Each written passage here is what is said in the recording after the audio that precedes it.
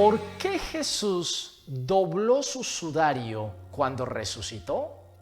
Interesante pregunta, ¿verdad? Dice Juan capítulo 20, versículos 6 al 7. Ve conmigo, por favor. Dice: luego llegó Simón Pedro tras él y entró en el sepulcro y vio los lienzos puestos allí.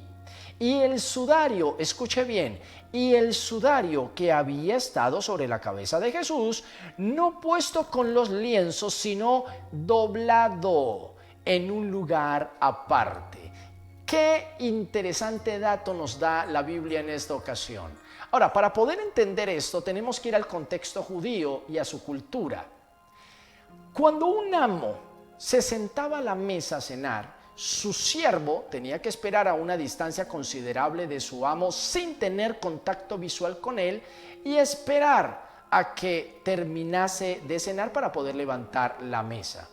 Ahora, si un amo se levantaba de la mesa y el manto que colocaban sobre sus pies a la hora de cenar lo dejaba desenrollado, mal puesto sobre la mesa, eso significaba para el siervo: he terminado, puedes levantar la mesa.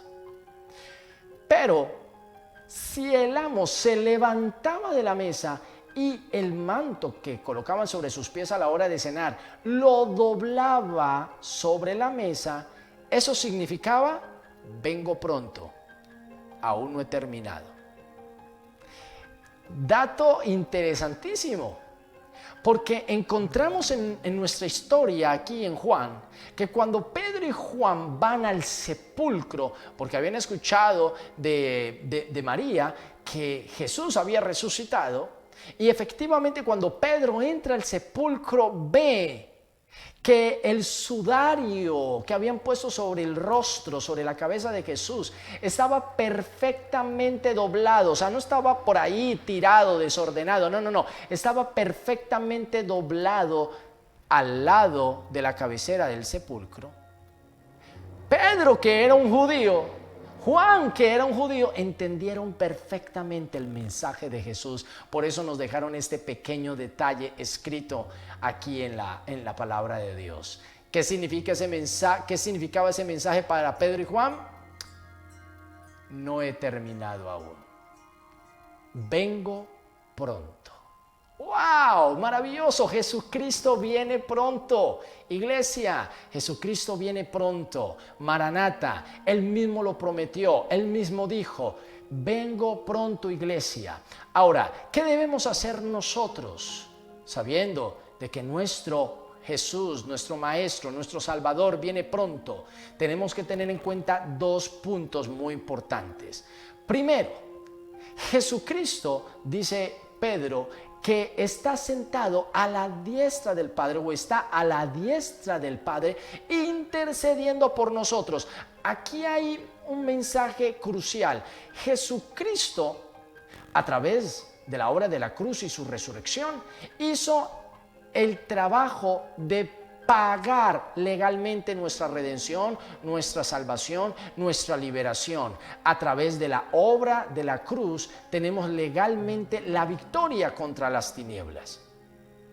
Pero esto no significa que Jesucristo fue a la diestra del Padre a sentarse y no hacer nada por 2000 años. No, Señor.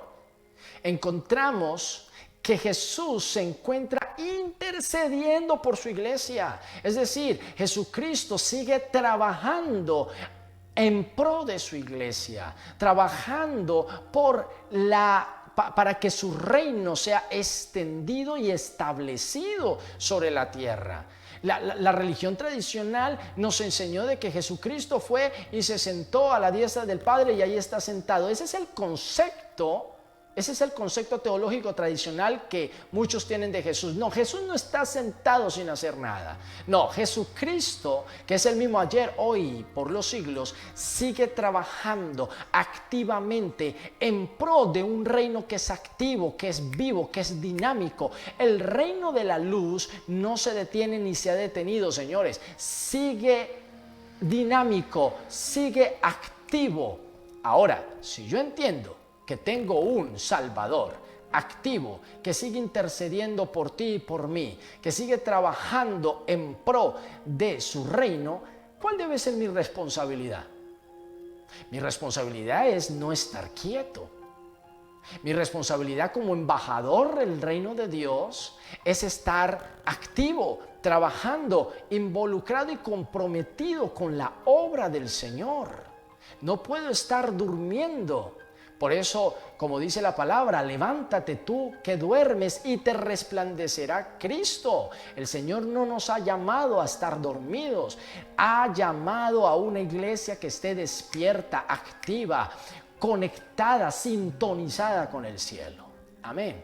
Y número 2, Jesucristo enseñó que mientras el novio regresa de las bodas, ¿qué debemos estar haciendo nosotros? Velando, señores, velando. Ahora, ese término velar tiene 3 significados muy importantes. El primero significa cubrir con un velo. Suena simple, pero para los judíos eso tiene una connotación muy fuerte. ¿Por qué? Porque cuando una virgen era desposada con un joven, lo primero que hacían era cubrir su rostro con un velo. ¿Qué representaba ese velo sobre el rostro de la virgen? Que esa chica ya estaba destinada para alguien, ya estaba desposada. La palabra desposamiento significa comprometida. Y esa chica tenía que tener ese velo hasta que llegara el día de su boda. Qué interesante. Ahora, cuando Jesucristo dijo, mientras yo regrese, quiero que ustedes estén velando, ¿qué nos enseña eso? Que tú y yo somos su novia, que tú y yo somos esa novia que se ha comprometido, que se ha desposado con Él. Por lo tanto, tu responsabilidad y la mía es comportarnos como una desposada, como una novia comprometida con Él hasta la médula. O sea, una iglesia santa, una iglesia que no se está manchando con este mundo, que no se está enredando en los negocios de esta vida, sino una iglesia que está comprometida con la santidad. El Señor está llamando a estos tiempos a su iglesia a un nivel mayor de santidad, a un nivel mayor de pureza, porque Él viene pronto. Amén, ¿estás de acuerdo conmigo? Ahora, número 2, la palabra velar también significa trabajar horas extras. Trabajar horas extras. Y esto es muy interesante, ¿por qué? Porque mientras Jesús regresa por nosotros, Él quiere que todo lo que yo haga sea extraordinario para Él.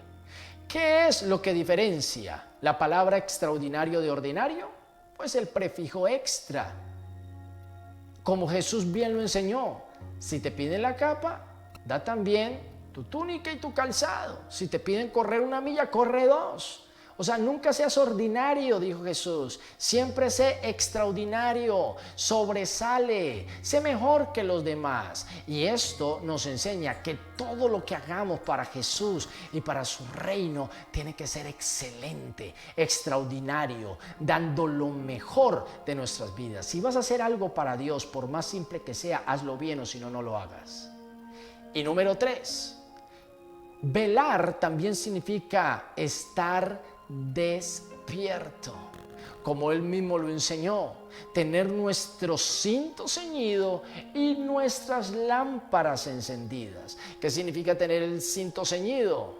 Estar preparado para la hora en la cual Él regrese por nosotros, o para la hora en la cual tengamos que encontrarnos cada uno de nosotros con Él, sea cuando nos llame a la eternidad.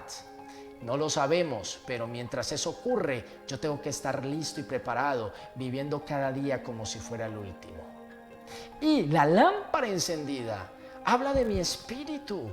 ¿Cómo está tu espíritu en este momento? ¿Cómo está tu vida de oración? ¿Cómo está tu vida de consagración a Él? ¿Cuánto estás leyendo las Escrituras? ¿Cómo estás espiritualmente con el Señor?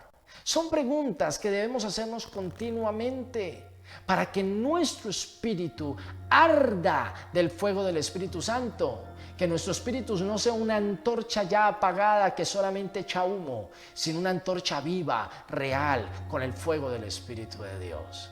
Iglesia, Cristo viene pronto. Cristo viene pronto. Y viene por una iglesia que esté despierta, que esté preparada, que esté lista, que esté amando su regreso. Dios te bendiga mucho.